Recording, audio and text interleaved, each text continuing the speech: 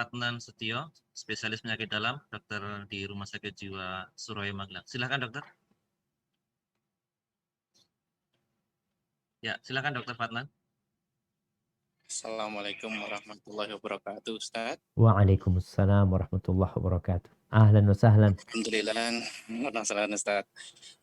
Sebelumnya jazakumullah pada panitia dari Rumah Sakit Jiwa Magelang, luar biasa bisa berinteraksi dengan Ustadz. Dulu waktu pernah ngisi di Muardi dulu saya ikut Ustadz, saat itu masih jadi residen. Masya Allah dok. Yang ingin saya tanyakan begini Ustadz, terkadang sebagai seorang dokter itu menghadapi dilema, kita mendapatkan usulan pengobatan dari keluarga, itu kan. Tetapi obat itu tidak masuk dalam kesepakatan para ahli, gitu kan. Sementara dari pihak keluarga memiliki hak untuk mendapatkan terapi itu. Sementara sudah dalam fase kalau dimasukkan obat itu akan memperburuk keadaan. Terkadang kami hanya menyaksikan kondisi pasien semakin memburuk gitu Ustaz. Jadi apakah di situ letak kesabaran seorang dokter itu menjelaskan kemudian tetap dimasukkan? Apakah nanti akan ada pertanggungjawaban? Karena sebagaimana kita tahu ada yang namanya dokter penanggung jawab pasien itu. Terkadang itu masih kepikiran sampai berhari-hari Ustaz untuk bisa hilang, karena walaupun pasien banyak tetapi terkadang pasien-pasien yang khusus itu masih terus membekas Ustaz. Mungkin ada tips yang bisa Ustaz bagikan pada kami. Jazakallah. Assalamualaikum warahmatullahi wabarakatuh. Waalaikumsalam warahmatullahi wabarakatuh. Subhanallah ya. Iya, dokter bicara Rumah Sakit Mawardi ya.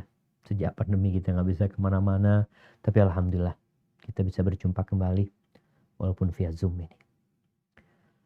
Ya tadi Anda sampaikan dokter pun perlu bersabar menghadapi pasien. Macam-macam pasien. Ada lagi pasien yang nyalahkan dokter. Dokter tuh yang salah. Kalau enggak ini sebenarnya enggak mati orang ini. Enggak tambah parah nih. Maka di sini bagaimana dokter dapat menguatkan keimanan mereka.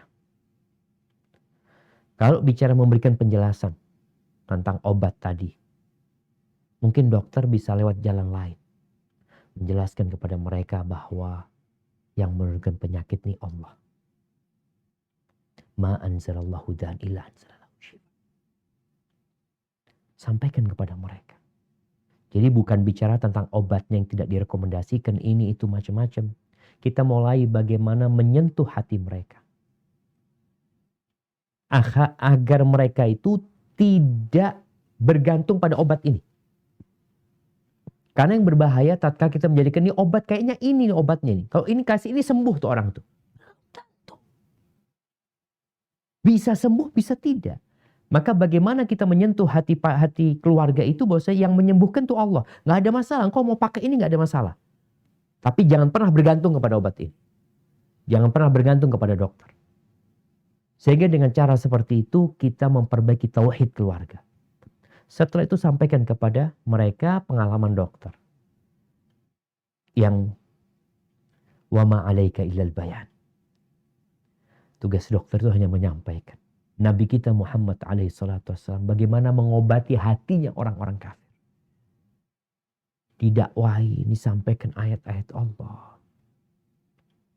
Ada yang menolak dengan gak bagus. Ada yang melempari dengan batu. Beliau tuh ingin menyelamatkan mereka dari api neraka. Kalau dokter tadi ingin menyelamatkan pasien ini dari kematian. Sedangkan Rasul SAW ingin menyelamatkan mereka dari api neraka. Dan itu pun ditolak, disakiti sama mereka. Memang jadi beban sama Nabi SAW. Sampai Allah menghibur Nabi. Dengan mengatakan. Wa ma 'alaika illal balagh. Sallallahu alaihi wasallam. Kewajibanmu hanya menyampaikan. Engkau gak akan bisa membuat semuanya masuk Islam. Gak bisa gitu. Nabi merasa bertanggung jawab.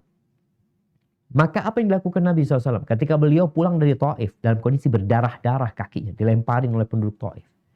Dan penduduk Mekah yang mengusir Nabi SAW. Datang malaikat Jibril dengan malaikat penjaga gunung.